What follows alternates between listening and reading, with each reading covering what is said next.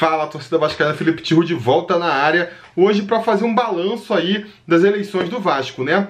Na terça-feira a gente entrou com uma live aí, comentando a eleição do Vasco, ficamos quase 2 horas falando sobre a eleição, mas foi durante a apuração das urnas, né? Não chegamos a fazer uma conclusão sobre as eleições, até porque foi terminar só às 3h30 da manhã, então achei que era legal aqui voltar para falar, fazer um balanço, né, de tudo que aconteceu e qual devem ser os próximos passos aí nesse processo político do Vasco. A eleição começou, eu que na verdade na semana passada estava mais desanimado, mas assim achando que a eleição pendia por Eurico Miranda. No começo da semana eu comecei a perceber que não ia ser bem assim, né? No próprio domingo já começou ali aquela entrada do Eurico Miranda no meio da coletiva do Zé Ricardo para avisar que o Vasco ainda estava brigando por Libertadores sim. Aquilo ali já me soou estranho, mas foi mesmo na segunda-feira quando o Euriquinho convocou uma coletiva de última hora para avisar que o Felipe estava ligando para jogadores, para eles entregarem. Aquilo ali, para mim, deixou muito claro ali um desespero da situação, com a possibilidade ali, com o crescimento da chapa do Júlio Brandt e do Campelo, né? Aquilo ali para mim me mudou meu clima. Eu falei, se os caras estão preocupados, se eles estão chegando a ponto de tentar criar factoides aí na véspera da eleição para tentar cortar o clima da Sempre Vasco, é porque eles estão percebendo que os caras estão vindo com tudo para cima, né? E no próprio dia da eleição, a gente percebeu isso também. Apesar do Eurico Miranda ficar batendo no peito lá para dizer que já ganhei, a gente via no comportamento dele um nervosismo, né? Ele irritado, primeiro, porque teria sei lá, advogado, alguém que não é sócio do clube, tentando aproximar o Brandt do Horta, como se tivesse que ser sócio para fazer isso. Não entendi nem qual foi a reclamação dele. Aí depois, quando o Horta cedeu, reclamou também. Reclamou que o pessoal fez casaca. Tava irritado por quê? Porque tava inseguro, né, se ia conseguir vencer ou não. E a própria pesquisa de boca de urna mostrando o Brandt na frente foi criando na gente aí essa expectativa de que a eleição poderia ser resolvida na própria terça-feira, com o Brandt ganhando ali acima até da margem ali da famosa urna 7, a urna aí urna podre, né? Que eu acho que a essa altura do campeonato todo mundo já sabe o que é. Acabou que no final não foi isso que aconteceu. O Júlio Brandt ficou na frente do Eurico, sim, sem considerar a tal da urna podre, né? Mas não o suficiente para, se for somar os votos da urna, o Eurico é que fica na frente. Então agora essa questão vai para os tribunais aí para definir se os votos dessa urna valem ou não valem. Muita gente falou que o Eurico deu mole, né? Que o Eurico foi guloso de fazer, porque a urna que estava em questão aí ficou com 90% de votos do Eurico, escancarou o esquema do Eurico aí. Não só isso, né? Eu acho que dessa vez ficou muito escancarado, porque isso é uma coisa que já vem aí de tempos imemoriais. A gente sabe que a eleição do Vasco é cheia de esquema, os caras têm vários subterfúgios para fazerem ali valer a força deles, que tem sido aos poucos a gente tem conseguido eliminar, né? Dessa vez não teve tanto a coação ali da torcida, que era uma coisa que tinha muito. O pessoal de oposição chegava, se sentia intimidado, porque o Vasco ali, o Eurico, botava os trogloditas dele para intimidar quem fosse votar contra. Isso não teve dessa vez, mas ainda teve. Por outro lado, na última eleição, para ficar na última eleição, o Eurico Miranda, ele ganhou com uma larga margem de votos, né? Muita gente, sócio de verdade, votou no Eurico Miranda também, acreditava que ele poderia ser uma solução para o Vasco. Nesses 3 anos ficou comprovado que não é, então ele perdeu muito voto, e nisso teve que se agarrar nesses esquemas dele, né? E no que se agarrou, e como ele perdeu muita força com os sócios, ficou escancarado, né? Baixou a maré assim e ficou à vista de todo mundo o esquema. Van chegando com votos de cabresto, sabe? Nem para disfarçar, chegava todo mundo junto dentro de um ônibus. Foram identificando em redes sociais como vários dessas pessoas que estavam indo lá para votar no Eurico eram flamenguistas, né? Nem tô falando do cara com a camisa, do Eurico e com aquela carteira do Flamengo. Aquilo ali foi armado, o cara queria aparecer, sabia que era uma foto que ia viralizar, fez de propósito, mas desconsiderando esse cara, tem outros que pega duas fotos do cara, o maluco no Maracanã, na torcida do Flamengo, e de repente lá em São Januário com a camisa do Eurico para votar. E o próprio fato da urna tá com 90%, a urna é sob suspeita, ter 92% de votos de Eurico, escancara o esquema, né? Acho que se você não for um seguidor muito cego do Eurico, você vai ter que confessar, vai ter que admitir que rolou uma falcatrua ali naquelas urnas, que é no mínimo muito suspeito aí, todos os votos dessa urna, né? Aí voltando, o pessoal falou, pô, mas o Eurico mesmo deu mole, ele escancarou, deixou explanado para todo mundo ver que tem o golpe. Ele poderia ter falado pros seguidores lá, alguns votarem no Brant para dar uma disfarçada, e eu acho que não tem nada disso, por dois motivos. O primeiro é que ele não deu mole de escancarar, ele foi obrigado a fazer isso, né? Uma vez que a justiça obrigou que todos esses eleitores que estavam sob suspeita aí votassem na mesma urna. Se não acontecesse isso, se fosse que nem nos anos anteriores, eles iam se espalhar pelas urnas diversas e aí ninguém ia perceber. A gente nem sabe, inclusive, se existem outros casos parecidos que não foram listados. Pode ter acontecido, o cara foi e votou em outras urnas, a gente não sabe, né? Se não tivesse tido urna especial, esses votos iam se diluir entre todas as urnas e aí não ia ter essa discrepância toda de você ver uma urna com muita diferença de votos em relação às outras, que meio que denuncia que tem alguma coisa de errado ali, né?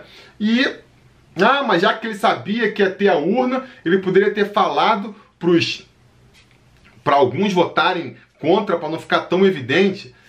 Se ele faz isso, ele está correndo o risco de perder a eleição, né? Porque votando, tendo lá os 400 e tantos votos que ele teve naquela urna, já foi apertado, ele já ficou ali um pouco mais de 100 votos na frente do Brant só. Vai que ele fala, ele não tem esse controle, o Eurico não sabe exatamente quanto vai votar para cada lado. Ele vai correr o risco de falar, desses 400 aqui, 100 votem no Brant para não ficar tão na cara.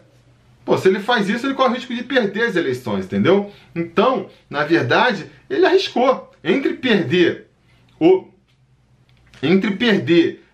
fingindo uma normalidade ou ganhar escancarando que tem uma fraude ali, vamos ganhar escancarando, e aí vai tentar por outros recursos ali segurar essa vaga depois.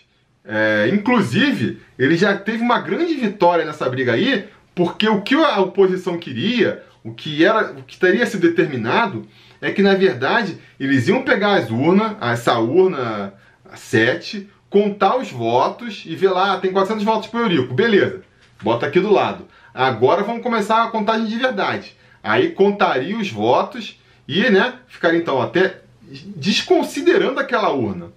Qual que seria a mudança aí? Se tivesse sido assim, o Brant teria ganhado as eleições, o Brant teria sido agora nomeado, não nomeado porque a gente sabe que vai ter ainda a eleição dos beneméritos, mas enfim, o Brant teria vencido, a chapa Sempre Vasco teria vencido as eleições, e a chapa do Eurico é que teria que correr atrás de recorrer, de ir na juíza para tentar avaliar a urna, para ver se os votos são válidos. Como ele conseguiu lá fazer com que as urnas contassem e ele terminasse na frente, ele jogou essa batata quente pro Brant, né? O Júlio Brant agora, o Sempre Vasco, é que tem que correr atrás do juiz, correr atrás de invalidar os votos, entendeu?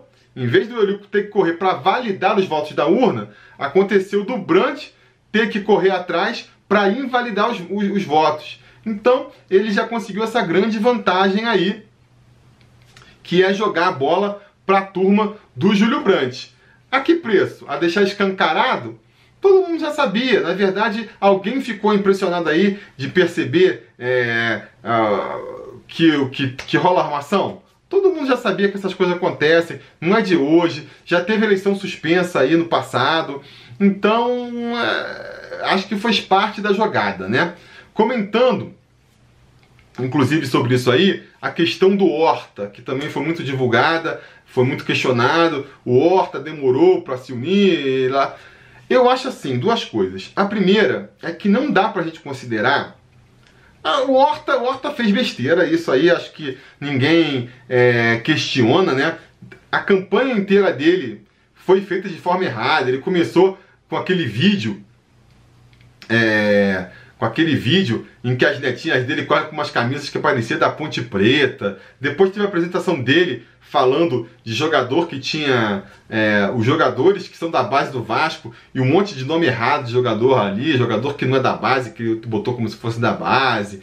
Teve o lance lá da maquete do CT que ele apresentou, que o pessoal descobriu que era de um outro clube, na verdade. E terminou com ele, né, chegando lá, se recusando a unir, ou abrir mão da vaga ali, né, nas vésperas, para fazer isso só quando a vaca já tinha ido pro brejo mesmo, né? No momento ali em que ele anunciou a união com o Brant, ele já sabia que não ia conseguir ganhar mesmo, que estava muito para trás. O próprio pessoal que estava apoiando ele já tinha dado para trás, entendeu? Então, assim, mesmo sem o Horta falar que estava apoiando o Brant, o povo lá que estava, os cabos eleitorais dele lá em São Januário, já tinham aberto mão de fazer campanha para ele e já estava fazendo campanha para o Júlio Brandt, entendeu? Então, ele fez ali, o que ele fez ali foi uma tentativa de diminuir a queimação de filme dele, né? De não sair muito como aquele cara egoísta que só pensou em si. Ele viu que a vaca já tinha ido pro brejo, vou me unir aqui e fingir que estou abrindo mão do meu sonho em nome de um pró maior, em nome de um bem maior, em nome de tirar o Eurico. E para Sempre Livre também é interessante, né? Você reforça a ideia de que a oposição está unida para derrubar o Eurico e pode trazer alguns votos a mais. Acho que, sabe, ali naquele momento, ele ter apoiado o Júlio Brandt ou não ter apoiado, fez pouca diferença para a eleição em si. Tanto que o Júlio Brandt falou hoje aí que ele fez a união sem nem negociar cargo nem nada, porque nem tinha barganha para isso, né? Mas, então a questão que ficou é o seguinte: será que se ele tivesse, o pessoal pegou os votos que ele teve ali, que foi cerca de 200 votos, e falou, olha só, se esses 200 votos do Horta tivessem sido para o Júlio Brandt tinha ganhado direto, sem nem precisar de entrar na justiça. Só que eu me pergunto se esses votos iriam todos para o Brandt, porque os eleitores do Horta é uma galera mais conservadora, é uma galera que se alinha mais com a ideia do Eurico, entendeu? O Horta era uma solução ali, o nome da chapa se chamar Mudança com Segurança, não é à toa. É uma galera conservadora que já está implicando com o Eurico Miranda também, mas que quer pegar um cara mais velho, um cara que é da colônia, um cara que é benemérito há mó tempão. E esse cara é o Horta. Uma vez que ele sai o Horta, muitos talvez migrariam, e talvez tenham migrado até, de volta pro Eurico, entendeu? Ou então nem iriam votar, sabe? Não acho que essa conversão de o Horta juntou, então necessariamente todo mundo que quer votar no Horta vai votar no Brandt. Eu acho que essa conversão não é 100% não. Não é nem 100% nem próximo. Deve estar uma coisa ali dos 50%, 60% de conversão no máximo. Então, por mais que ele tenha vacilado aí, eu não sei até que ponto faria muita diferença ele se unir com o Brandt mais cedo ou mais tarde. Eu me pergunto. O que eu acho que fez diferença, o grande papel do Horta nessa eleição, na verdade, foi justamente pegar ali, fazer a lista dos eleitores do Eurico lá, os eleitores de cabresto, né? Porque ele fez parte do grupo do Eurico Miranda na última eleição, não sei qual é o nível de envolvimento dele nesse esquema, mas ele sabia exatamente quem estava errado ali, conseguiu fazer a lista, conseguiu separar a urna, então a contribuição dele aí para o pleito maior acabou sendo essa, né? Sendo o grupo que conduziu aí essa separação da urna. E agora, como é que vai ficar então? O que pode acontecer daqui para frente? O Eurico Miranda está muito tranquilo de que nada vai acontecer, de que essa briga aí para tirar os votos da urna é mimimi da oposição. O Júlio Brandt está muito convencido de que não, de que as provas são evidentes, e realmente são, né? A gente viu aí, eles ainda estão falando que tem um HD lá que prova de maneira ainda mais clara que todos esses votos eles devem ser anulados. E a gente não sabe, né? A evolução, só nos próximos dias aí que a gente vai conseguir ver quem é que tem mais razão aí nessa história. A última vez que a eleição entrou em litígio foi quando o Eurico Miranda, foi quando o Dinamite, né, foi eleito pela primeira vez.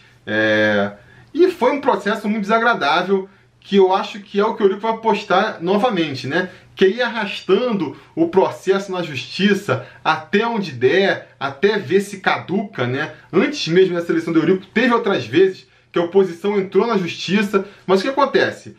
Vamos supor, o Brandt entra na justiça agora querendo a anulação desses votos, só que se passa 1, 2, 3 anos, tem uma outra eleição, e aí é eleito outro cara, ou o Eurico é eleito em outro, contra outras pessoas, caduca aquele mandato anterior, entendeu? Então eu acho que é nisso que o Eurico Miranda vai apostar, vai tentar arrastar o máximo de tempo que der, e mesmo que ele não consiga arrastar por 3 anos, se arrastar por 1, se arrastar por 1,5, né? Vai fazer que nem da última vez. Às vezes o Brandt tem que assumir no meio de uma temporada, assumindo o planejamento de outra equipe, sem ter o conhecimento do clube. Pode acontecer o que aconteceu da última vez, que foi quando o Dinamite assumiu no meio para o final da temporada, foi em 2008, o Vasco já estava com um time bagunçado, a diretoria entrando ali ainda, criou o clima perfeito para o primeiro rebaixamento do Vasco. Então, a gente pode acontecer isso, né? Não é uma solução ideal. O ideal é que realmente a situação se resolvesse o mais rápido possível aí, né? De preferência esse ano ainda, que é o que está defendendo o Júlio Brandt. Daí fica, na verdade, o primeiro desafio para a equipe Sempre Vasco aí, para mostrar que tem competência, que tem força para lidar com todas as adversidades que vai vir pela frente, caso eles assumam a presidência. Talvez seja realmente mostrar ali no seu corpo jurídico, né, os advogados da chapa, mostrarem a competência para realmente conseguir fazer esse julgamento acontecer o mais rápido possível, né, e conseguir trabalhar a seu favor. Fica sendo o primeiro grande desafio, então, da equipe, porque o Eurico Miranda, por mais que ele já não tenha mais aquela força de antigamente, as questões do tribunal, de tapetão, do direito ali, sempre foi um ponto forte dele, né? Ele é conhecedor das leis, ele sabe ali onde apertar, onde soltar, para fazer as coisas caminharem do jeito que ele queira, né? Ou anular por algum motivo, ou então, se ele acha que não consegue ganhar, ir adiando indefinidamente. Então, eu acho, se me perguntam assim, o que você acha que vai acontecer? Eu não sei, eu acho que está completamente em aberto. A gente não pode desprezar o poder do Eurico Miranda nessa área, mas a gente também não pode desprezar as evidências aí, que são claras, né? Quem viu a eleição viu que a parada está escancarada. Se ainda realmente há provas relevantes nesse HD aí, pode chegar numa situação que nem com todo jogo de cintura do mundo o Eurico Miranda vai conseguir evitar, né? Vamos acompanhar então aí os próximos passos dessa eleição, ver o que vai acontecer, quando que vai acontecer um primeiro julgamento aí.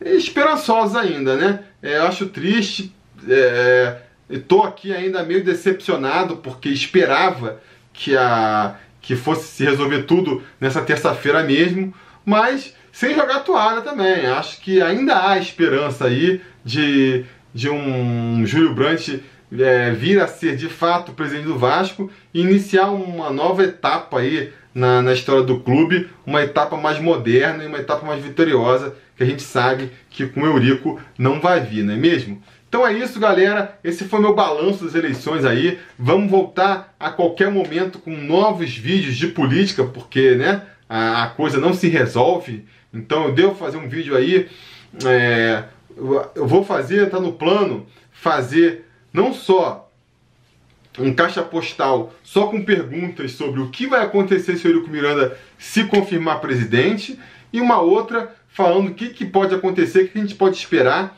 se o Júlio Brandt for eleito presidente, beleza? Então para isso é importante que vocês assinem o canal, assinem o sininho de notificação aí, para ficar sabendo sempre que tiver vídeo aqui no Sobre Vasco, né? Não só de política, mas também falando sobre futebol. Importante também deixar o like aí, para valorizar o nosso trabalho, né? E a gente vai se falando.